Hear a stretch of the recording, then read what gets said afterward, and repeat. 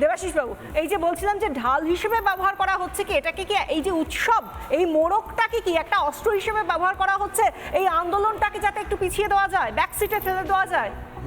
এটাতে একটু মুশকিল হচ্ছে যে মানে মুখ্যমন্ত্রীকে এটা বুঝতে হবে, নিশ্চয়ই উনি তো বলেছেন সবটা জানেন। মুখ্যমন্ত্রীর কাজ কিন্তু এই বিভিন্ন জায়গায় গিয়ে পুজো উদ্বোধন বা পুজো সূচনা নয়। মুখ্যমন্ত্রীর অনেক গুরুদায়িত্ব আছে। আজকে আমাদের সমাজটা যেভাবে মানে মানে উত্তাল হয়ে আছে, যে সমস্ত সমস্যাগুলো রয়েছে, আমার তো মনে হয় ওনার সেই দিকে কনসেন্ট্রেট করা উচিত যে কীভাবে এগুলো সলিউশন হবে। আর একটা জিনিস আমার মনে হয় উনি মানুষের মানসিকতা বুঝতে অসুবিধে হচ্ছে, মানে উৎসবের সাথে আনন্দ এই ব্যাপারগুলো তো অঙ্গাঙ্গিভাবে জড়িত। আজকে পশ্চিমবঙ্গের মানুষ সেই মানসিকতাতে নেই। তাদের সামনে এরকম একটা মর্মান্তিক, এরকম একটা মানে রাজনৈতিক হত্যা হয়েছে, তারা সেটা চাক্ষুষ করেছে, এবং আজকে বন্যা হয়ে গেছে কিছুদিন আগে, যেটা মুখ্যমন্ত্রী নিজেই বলেছেন। এবার সেই জায়গায় দাঁড়িয়ে উনি মানুষকে বলছেন যে তোমরা উৎসবে ফেরো, মানে মানুষ তো এটা ওনাকে বুঝতে হবে তৃণমূলের কর্মী নন বা দমদোয়া পুতুল নয় যে উনি চাবি ঘোরাবেন আর মানুষ সেভাবে যাবে। মানুষের নিজস্ব একটা বোধ বুদ্ধি এগুলো আছে। তো আজকে উনি যেটা চেষ্টা করছেন এটা তো সম্ভব না, কারণ মানুষ চাইছে যে যে জিনিসগুলো ঘটে গেছে, দেখুন আজকে বহুদিন বাদে আমরা রাস্তায় হেঁটেছি, বহু কাল বাদে, এবং আমরা এটা ব্যক্তিগত কারণে রাস্তায় হাঁটিনি, এটা কোনো দলীয় প্রচারের রাস্তায় হাঁটিনি, এটা আমাদের কেউ অনুরোধ করেছে বলে হাঁটিনি, কেউ আদেশ দিয়েছে বলে হাঁটিনি, আমরা একেবারে ভিতর থেকে, আমাদের আবেগ থেকে, আমাদের মন থেকে রাস্তায় হেঁটেছি। আমরা শিক্ষার সময় আমাদের ভাই বোনেরা যারা আজও রাস্তায় বসে আছে, আমরা কিছু করতে পারিনি।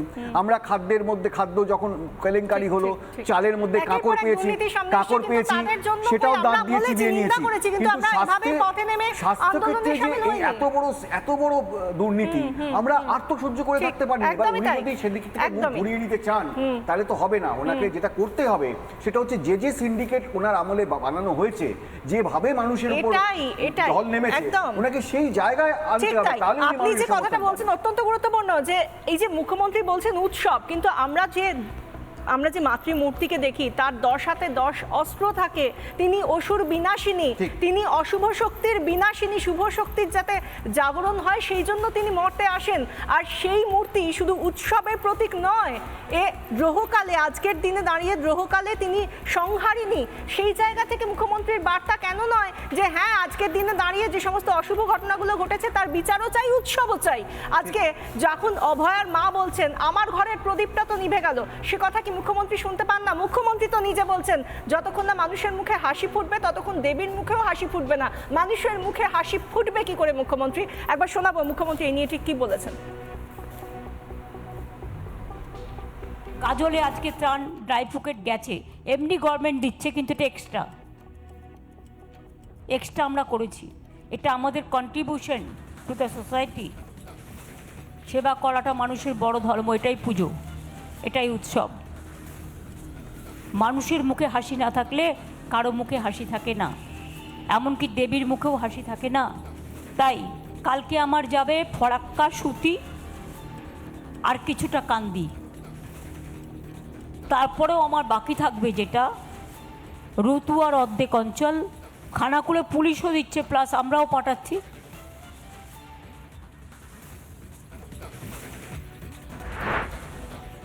দেশের মানুষ যদি ভাবে যে উৎসবে ফিরবে, কিন্তু দেশের মানুষ তো আমার মেয়েটাকে নিজের পরিবারের মেয়ে ভাবছে। তারা যদি পারে ফিরতে, আমার কিছুই বলার নেই। তবে আমার ঘরেও দুর্গাপুজো হতো, আমার মেয়ে নিজে করতো, সেটা তো আমার বাড়িতে তো কোনোদিন আর দুর্গাপুজোর আলো জ্বলবে না। আমার ঘরের প্রদীপ নিভে গেছে, আমি কি করে মানুষকে বলবো উৎসবে ফিরতে বলুন? 1 মাস হয়ে গেছে। যদি মুখ্যমন্ত্রীর ফ্যামিলিতে এরকম ঘটনা ঘটতো উনি কি পারতেন এটা বলতে? নিশ্চয়ই পারতেন না। আমার মেয়েটাকে যেমন গলা টিপে ওখানে মারা হয়েছে, সব প্রমাণ লোপাট করা হয়েছে, ওটা এখন মানে আন্দোলনের গলা টিপে মারতে চেয়েছেন। আর কি বলবো? কারা আন্দোলনে মারতে চাইছেন? মুখ্যমন্ত্রী স্বয়ং। কারা দিদি? কেন করছো? যে মিথ্যা কথা বলছে আমাদের দিদি। অভয়ার মায়ের বক্তব্য শুনলাম, তার আগে মুখ্যমন্ত্রী নিজে বলছেন সেবা করতে হবে, যতক্ষণ না মানুষের মুখে হাসি ফুটবে ততক্ষণ পর্যন্ত দেবী হাসতে পারবেন না। আর তারপর অভয়ার মা কি বললেন সেটাও আমরা শুনলাম, কান্নাটাও শুনলাম। অনির্বাণের কাছে আসবো। অনির্বাণ, এই যে মায়ের কান্না, তাদের ঘরের প্রদীপ নিভে গিয়েছে, আর মুখ্যমন্ত্রী আজকে উৎসারিত সূচনা করছেন উৎসবের, সেই নিয়ে আপনার কি মনে হয় যে এই কান্নাটা মুখ্যমন্ত্রী শুনতে পেলেন, নাকি মানুষ যে কান্নাটা শুনতে পেরে আজকে রাস্তায় নেমেছেন তার কি কোনো প্রভাবই মুখ্যমন্ত্রীর কাছে গিয়ে পড়ে না? ধরুন মুখ্যমন্ত্রীর উপর প্রভাব পড়লো, মুখ্যমন্ত্রী কোনো প্যান্ডেলে গেলেন না, কেউ দুর্গাপুজো করলেন না, কেউ ঘর থেকে বেরোলেন না, তাতে কি সিবিআই হেফাজতে রেখেও সন্দীপ ঘোষকে জেরা করলো না? এই তথ্যটা নিয়ে আপনারা কোনো কথাই বললেন না।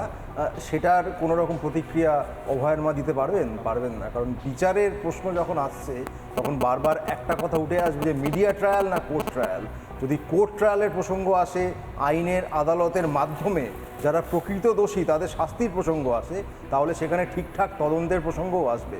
এবং কেমন তদন্ত সিবিআই করছে তার একটি সদ্য উদাহরণ, হাতে গরম উদাহরণ গত পরশুদিন শিয়ালদা আদালতে আমরা দেখেছি। বিচারক যখন ভাই আমাকে আমি তোমার সঙ্গে ডিস্টার্ব করিনি, বিচারক যখন প্রশ্ন করলেন সিবিআই আইনজীবীকে আপনার কাছে সন্দীপ ঘোষের বয়ান আছে, কারণ তার ঠিক আগেই অভিজিৎ মণ্ডল এবং সন্দীপ ঘোষের যারা আইনজীবী ছিলেন তারা বলেছিলেন যে আমাদের মক্কেলকে সিবিআই জেরা করেনি হেফাজতে রেখে। তখন বিচারক বিস্ময় সূচকভাবে বললেন যে কি আপনারা জেরা করেননি, আপনার কাছে বয়ান আছে? সিবিআই আইনজীবী গোটা কেস ডায়েরি হাতে সে বয়ানের কপি খুঁজে পেলেন না, তারপর স্বীকার করলেন হ্যাঁ আমরা হেফাজতে রেখে তাকে জিজ্ঞাসাবাদটুকু করিনি।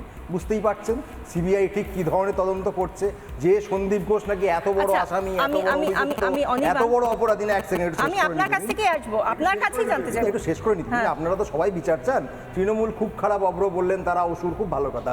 সিবিআই তো বিশাল দুর্গা ঠাকুরের না আমি আবার বলছি, আমাকে এই জায়গায় কাটতেই হবে, কারণ আমি আপনার কাছে বোধহয় স্পষ্ট করে প্রশ্নটা রাখতে পারিনি। আমার কিন্তু বিষয়টা এটা ছিল না। শুধু স্পষ্ট নয়, অতীব স্পষ্ট। আমার মনে হচ্ছে হয়নি। আমি বোঝার চেষ্টা করছি। এক সেকেন্ড,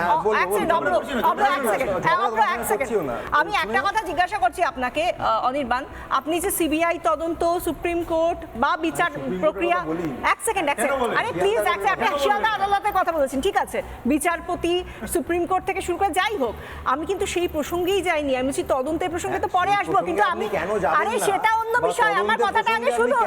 আমার বক্তব্য হচ্ছে উৎসবটাকে সামনে রেখে কেন আন্দোলনটাকে পেছনে সরিয়ে দেওয়ার চেষ্টা করা হচ্ছে? যে মানুষগুলো জনপ্লাবনে নেমেছেন, শামিল হয়েছেন, আপনি তাদের আবেগটা বুঝতে পারছেন মুখ্যমন্ত্রী?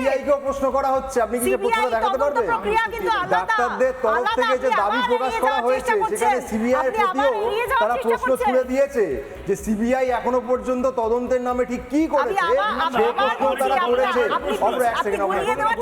এবং যে প্রশ্ন সিবিআই কে করেছে সেটা আদালত করেছে, আমি করিনি। বলছেন না, কারণ এটার কোনো সম্ভাবনা আপনার কাছে উত্তর নেই। আপনারা যদি প্রপার তদন্ত, আপনারা যদি প্রপার তদন্ত এবং আইনের মাধ্যমে দোষীদের শাস্তি চেয়ে থাকেন, নিশ্চিতভাবে শিয়ালদা আদালতে শুনানি নিয়ে কথা বলবেন।